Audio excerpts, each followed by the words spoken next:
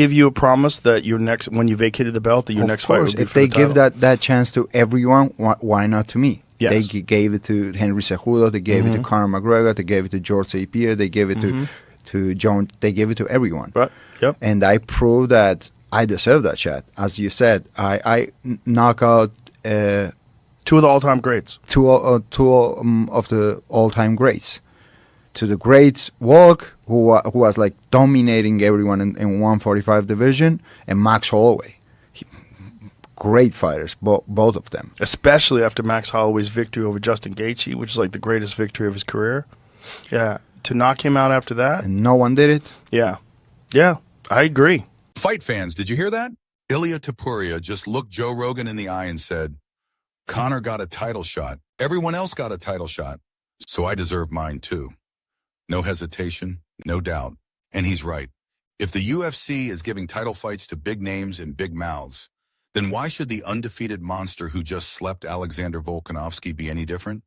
Topuria didn't sneak his way into this position. He kicked the damn door down. And now, instead of getting welcome to the top, it seems like he's being ignored by the champ and dodged by the entire Dagestani camp. But once you see everything that's happened in the last few days, you'll understand exactly why Ilia Topuria is already acting like the king of 155, and why Islam Makhachev might just be terrified. Now let's rewind. Ilia Topuria, undefeated, untouched, unbothered, vacated his featherweight belt and stormed into the lightweight division with one thing on his mind: gold. No stepping stones, no tune-ups, just one name. Islam Makhachev, the champ, the pound-for-pound elite, the Dagestani nightmare. Topuria didn't want to earn it the long way. He demanded it the hard way. And then, everything got real quiet on Islam's side. That's when the ducking began. Islam's own coach was the first to speak. And who did he suggest for Islam's next fight? Paddy Pimblett. Yes, you heard that right. Paddy, a guy who hasn't even scratched the top 10.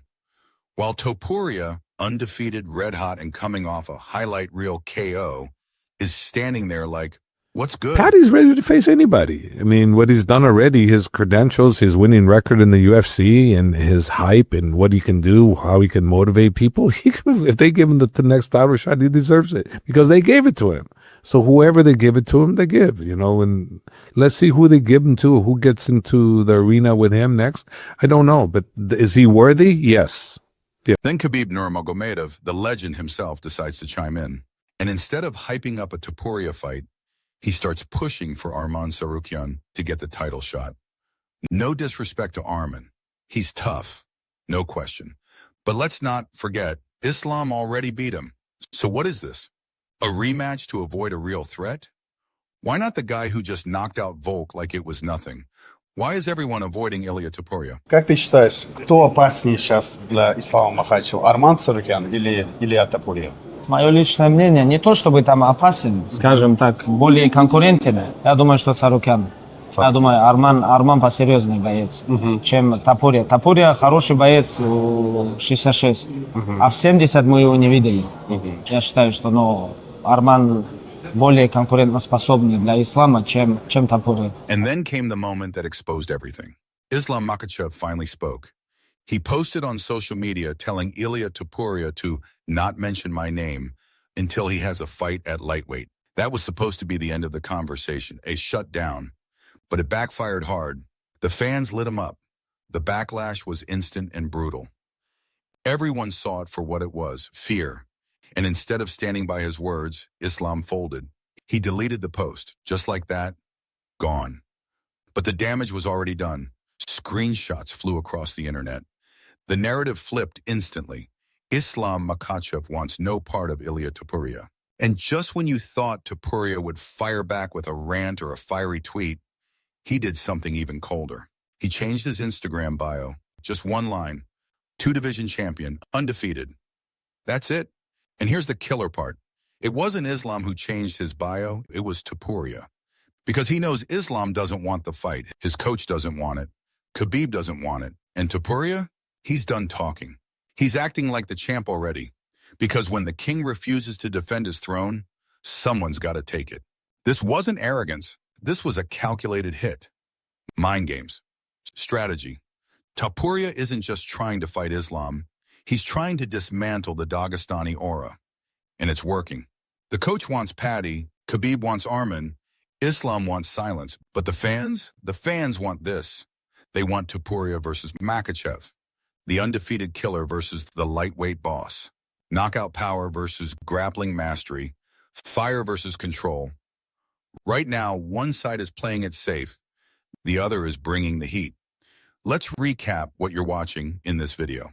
Topuria laying down facts with Joe Rogan. Islam's coach deflecting to Paddy. Khabib choosing Arman Tsarukyan.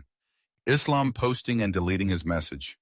And finally, Topuria's quiet but savage bio update that crowned himself before the belt was even offered. The pressure is now fully on Islam. If he doesn't accept this fight, the fans will never let him live it down. This isn't just fight talk. This is chess. This is power shifting before our very eyes. Topuria is already living rent-free in Islam's head. And while one side is hiding behind rankings, the other is rising fast and unapologetically. The UFC can't delay this forever. This is the biggest lightweight title fight since Khabib versus Conor. If Islam turns this down, the legacy stain will be permanent. If he accepts, then we might witness one of the greatest fights in UFC history. Drop your thoughts in the comments. Is Islam ducking or just buying time? Should Dana White force this matchup next? And who walks out with the belt if it finally happens? If you love real fight storytelling, where the drama is raw and the hype is earned, you're exactly where you need to be.